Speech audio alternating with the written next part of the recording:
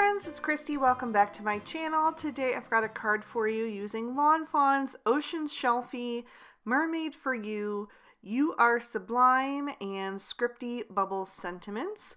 So I've stamped those images out on some Spectrum Noir Ultra Smooth Premium White cardstock with Lawn Fawn Jet Black ink, and I'll be coloring with my Copic markers. So normally at this point I might bring in some pattern paper to use as my inspiration, but today I'm going to be using a book because this is for our current Lawn Fanatics Challenge, which is inspired by a book, movie, or song. So my card is going to be inspired by my favorite read of 2023 so far, which is Remarkably Bright Creatures by Shelby Van Pelt. So I'm going to set the book off to the side so that I can reference it for my color palette and also just my different card making elements for later on in the video. But for now, I'm going to jump in with my coloring, and I'm going to start with my octopus. If you've read Remarkably Bright Creatures, you know that the octopus that is in the book is called Marcellus, and he is a giant Pacific octopus. And he lives in the aquarium where a woman named Tova is the night cleaner. So they kind of have this little bond and relationship that develops over the course of the book. And Marcellus is actually one of the main characters in the book, so you actually get his point of view, which sounds kind of cheesy, but it is so not. He is like my favorite character in the book. It's incredible. Like, I don't know how to describe it, but it's just amazing. I love hearing Marcellus's voice and his point of view of all the people. So I'm using YR04, YR07, and YR09 for him. I am going to end up adding in a fourth shade just because he is so large. But I started with the YR09 and put that around the edges of his head and then on the top side of all of his tentacles, because in the book, or on the book cover, the lower side of the tentacles is the lightest. So I'm just mimicking that. Once I had the YR09 laid in, I'm going to blend out with the YR07. That's going to be my mid-tone, or eventually it'll be one of my mid-tones, and then I'll use the YR04. So I'm going to bring that in even further. I'll take that down on the tentacles most of the way, just saving a little bit of room, because it was at this point that I realized that I was going to want a fourth shade. I often use 4 shades for this particular octopus just because he is large and I like a lot of dynamics in my coloring. So in order for that, you need really dark darks and really light lights, and then of course you need the colors in between to bridge the gap between the two. So I'm bringing that YR4 down around his face, and then I decided to pull in the YR02, and that's what I'm going to use on the underside of all of those tentacles. So I'll just fill those in, and then I'll also fill in the rest of his face, and that just keeps that area nice and light so you can really make out all of his features. I'm also going to color in the little spots on the top of his head with the YR02, and then I will do a second layer of the entire octopus off screen just to help with the blend a bit more and make it even more saturated. So there you can see it's even darker now. Next, I'm going to work on the clam. I'm using E000, E00, and E11. And then for the shell, C0, C1, and C3. And there is no clam on the cover, but Tova is on the cover. And I can't really represent her because I don't have a Lawn Fawn image where the lady is facing away from the viewer. So I just decided to add in the clam since Marcellus does live at the aquarium and he does visit other creatures at night. He escapes from his cage all the time, or his tank, and kind of visits other creatures and has some snacks. But anyway, Tova is from Sweden. Her family was immigrants, so she is a Caucasian lady, and she's an elderly lady, so she has gray hair. So I just used those colors to represent her in the color palette. And then I'm adding in C5 to color in the two stones, so they'll just be a little bit darker. So if you haven't read this book yet, I highly recommend it. I absolutely adored it. I gave it 5 out of 5 stars. I actually bought it last June, I believe, and I have been saving it because I knew that I was going on my family cruise in February. And so I saved it for the cruise because I just thought it was like the perfect book to read on that trip. Which, by the way, if you missed me talking about that trip and you're interested, it was all in my February art journal with me video. In those videos, I often do get very chatty and just tell you about what's going on in my life. So I talked all about that cruise, and the whole February spread was inspired by that trip. So if you're curious about it, you can check out that video. But I'm moving on to my fish. There are purple fish at the top of the book cover, and so I decided to use V12, V15, and V17 for them. I think it's a very similar tone of color to the ones on the book. And then I'm going to do some of the plants in purple as well, since they are on the book. But there are some flecks of like a soft hot pink on the cover as well, and I wanted to integrate those somewhere. They're in one of the fish and in the veining of some of the plants, but I decided to put it at the top of these corals.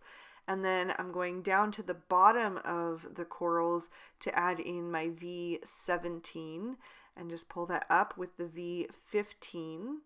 And then I'll use the V12 to bridge the gap between the purple and the pink. And I really like how this turned out. I didn't even do a second layer. I liked it just as it was, so I left it.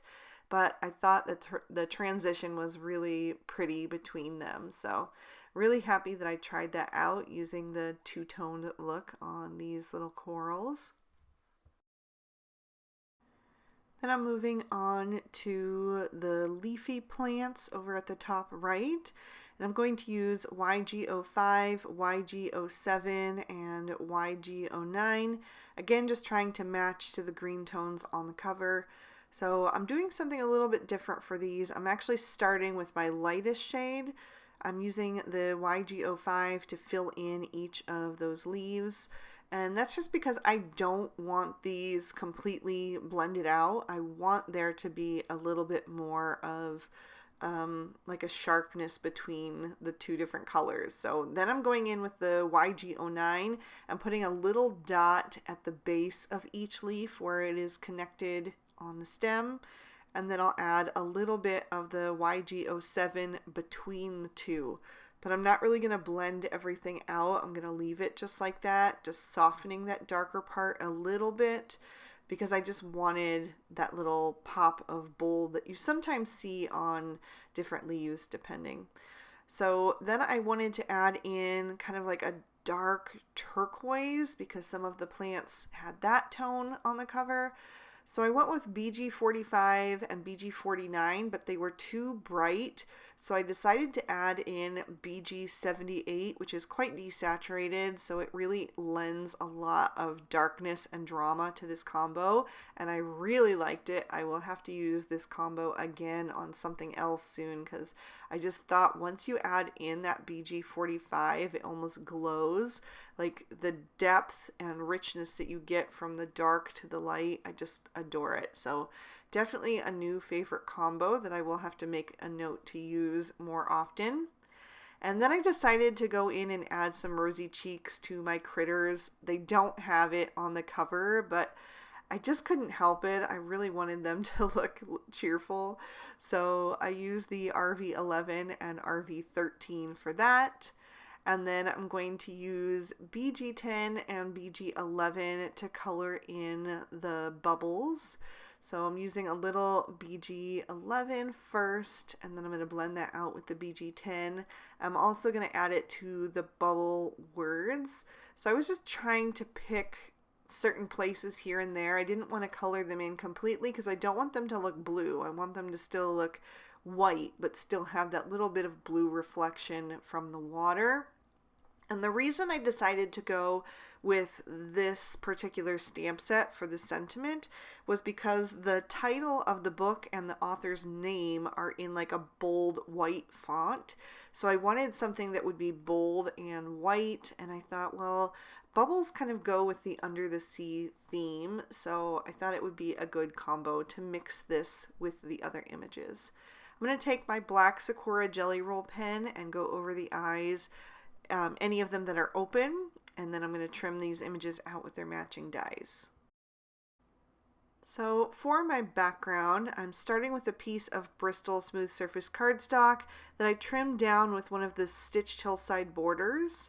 And I'm going to blend on some Distress Oxide inks starting with Antique Linen. So there's no sandy bottom on the book cover because we just don't see that from the perspective that it's taken. But Tova is wearing a yellow sweater, and I decided not to add the yellow into the color palette, but instead I'm going to turn it into more of this like tan brown shade. So I'm using some gathered twigs at the top to just help the stitching detail pop and give it a little bit of depth at that top edge. And then I'm going to go back to my Antique Linen to blend that out. And then to give it that sandy look, give it some texture, I'm going to press both of those inks onto my acrylic block, add a little bit of water to each of them and mix it up to make it fluid. And then I'll splatter that all over the background just to give it like that little bit of sandy look, so it has those individual grains of sand that kind of catch the light. So I'm going to use both shades to give it a little bit of variation there, and I'm trying to get really small droplets so it really does look like that sandy texture. And then I'm going to set this panel aside to dry and clean up my mini media mat, and then I'm going to work on the rest of the background. So I've got a fresh sheet of Bristol, and I'm going to start with peacock feathers at the top. Again, just trying to mimic the blues of the cover. So peacock feathers at the top, I'm bringing that down about 1/3 of the way and just making sure I have a good layer on there so it's, really vivid. And then I'm going to bring in my next color, which is Mermaid Lagoon. And I'm going to bring that down about another 1/3 and overlap into the peacock feathers so I can have a nice transition between the shades. I'll go back to my peacock feathers blending tool to smooth out any roughness in that blend. And then I'm going to bring in a darker shade. So I'm going to use Blueprint Sketch down at the bottom. I'm not going to take it all the way down to the bottom because that would be covered by the sand anyway. So I'm making sure that it still will be about 1/3 of what is visible on the card. And then I'll go back to my Mermaid Lagoon blending tool and back to my peacock feathers, just making sure that everything is nice and smooth because this is water, so I really don't want there to be like a roughness in the back. So just going back and forth until I'm happy. And then I wanted to add some white splatters to look like more bubbles in the background. So I'm using just plain water on an acrylic block to give me a little bit more control. And then I'm, splattering that all over the background. That's going to react with those Distress Oxide inks. And then I'll let that soak in for a couple of seconds, maybe 30 seconds to a minute, and blot it up with a paper towel. And then I can assess and see if there's enough on there. And I decided that I wanted a little bit more. I thought especially on the left-hand side, I would like a little bit more splatter detail. So I'm going to go in with a second round, let that react with the inks again, and then blot it up with my paper towel. And then I wanted just a little extra depth. So I'm going to take some of the Blueprint Sketch and water that down and add just that shade to the background. And I'm going to be pretty sparing with it. I'm not going to add as much as I did to the sand because I don't want it to overpower the bubbles. I just wanted extra depth, like I said. So once that dried, I popped that into my MISTI, and I'm going to finish off my sentiment by stamping the word sending in Blue Jay ink. So I'm going to stamp that down twice to make sure it's nice and bold. And then I'll set that aside and pop my card base in my MISTI. I'm using Lawn Fawn Peacock cardstock and fish tank ink for the inside. So for the inside, I combined the ocean shell-fie plus the scripty bubble sentiments to make like a custom little scene there on the inside with a jellyfish. And I think it just kind of ties in nicely with the outside. So now I wanted to add some extra layers of stamping. So I'm going to my Mermaid for You stamp set. It has some silhouette images, and in the background of the cover you see like these plants that are just silhouetted on the back in like dark blues. So I'm going to take this grass one and I'm going to stamp that all over the bottom edge using that sandy piece to kind of determine where I want those to go so I can see how much of them will be visible. And then I'm also going to bring it in up the sides because that's how it is on the cover. And then once I'm done with the grasses, I'm going to switch over to a coral, and this time I'm stamping it in the fish tank ink just to give it a little bit more dynamics.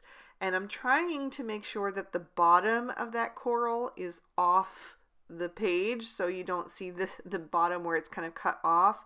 So I did overlap two over on the left hand side because I didn't quite get it lined up right, but I'm going to cover up the mistake there between the two of them with some plants later on anyway, so it's not that big of a deal. But I just want to add in, like, you know, a little extra depth into the scene by having these plants that are kind of deeper into the tank. So once I have that, I'm ready to start assembling. So I'm going to start with my background and I'm going to adhere that to my card base. It's a standard A2 size card, which is 4 1/4 wide by 5 1/2 tall with a top fold. And then I will take the sandy piece and I'm going to glue that one down at the bottom. So just using my Barely Art Precision craft glue and making sure that the corners are lined up so I know it's on there nice and straight. Then I can bring in my images and I'm going to start at the top with the word hugs because I want to make sure that I get that spaced right under the word sending and then I have enough room for Marcellus below that. So I wanted to start with that word so I could just space everything correctly around it. Then I'm going to take the large rock and add that down at the bottom left, a little bit higher up on that sandy background. And I'm going to take one of these green plants and use that, like I said, to just cover up that one little mistake where I didn't quite stamp the coral correctly. So that just helps it kind of fade into the background. Adding the images in front of the silhouette images also kind of pushes them further back into the scene and gives them even more depth. So that's just a little design trick. I'm going to just continue adding little elements here and there and filling in my ocean floor. Mainly just starting on that left hand side for now because I needed to know where that was to be able to space Marcellus right. So once I have that, I can take my octopus and add some liquid glue to the back of him. And then I'll stick him right under the word hugs, under that G, and have him just overlapping, you know, the sandy bottom just a bit and tilted a little bit down toward the right and up toward the left because that's the way he is on the cover. And then I'm going to fill in some of the empty space at the top with these extra bubbles. And I'm just turning them to make sure that I have the shading on them in the same place for all of them. So just turning them until it's all at the bottom right. And then I'm going to go back down and work on the bottom right hand side of the card and just figure out the rest of these plant and rock placements. There's a lot of foliage and plant life down at the bottom of the book cover, so I wanted to make sure it looked nice and full to represent that. So just to give you a little bit more information on the book, it is a little bit of a heartbreaking read. It's both beautiful and heartbreaking and hopeful. It's got all the feels in it. But there are some traumas that are going on. Obviously, Marcellus was taken from the ocean as a young octopus, and he barely remembers what it was like to be free. And he is almost at the end of his life now in the aquarium. And then Tova, when she was younger, her teenage son went missing and was presumed to be dead. So that's not a spoiler. You find that out early in the book. And then later on, her husband died of cancer, so she had to get him through all of that. So there are some trigger warnings for people who are sensitive to those, but I think it was so beautifully handled and beautifully told. I just can't recommend this book enough. I thought it was just stunning, and especially for a debut author, it was her first book. So there you can see the book and the card side by side. So I think I did a pretty good, representation of it. It's not perfect, but obviously it's just inspired by. It's not supposed to be a direct copy. But to finish off this card, I wanted to add a bit of sparkle. So I'm going to take some Stardust Stickles and add that to the shaded part on all of the bubbles and also to the sentiment. There's also a third character with a point of view named Cameron, who is a man who was abandoned as a child from his drug addict mother, never knew his father, and has had a pretty tough life, even though he's really smart. He just can't seem to get it together. So there's a lot of healing that takes place throughout the book for all of these three very different characters. But anyway, I did want to add the stickles one other place, so I put it on the spots on Marcellus's head. And that is going to finish up this card, so I'm going to lift that up so you can see how that stickles catches the light and get a closer look at all of the detail. And I'll give you another peek at the inside as well. I really hope you guys enjoyed this one. If you've read Remarkably Bright Creatures, go ahead and leave me a comment down below and let me know what you thought of it. And if you haven't, you can leave me your favorite book as a recommendation. I always love getting new ones. So if you did like the video, go ahead and hit that thumbs up and make sure that you're subscribed and have your notification bell turned on so you're always alerted when I post a new video. All of the products that I use will be listed and linked for you in the description bar below. And if you'd like to keep watching, here are 2 extra videos I thought you might also enjoy. You can click on either one to check them out. Thank you so much for watching. Bye-bye.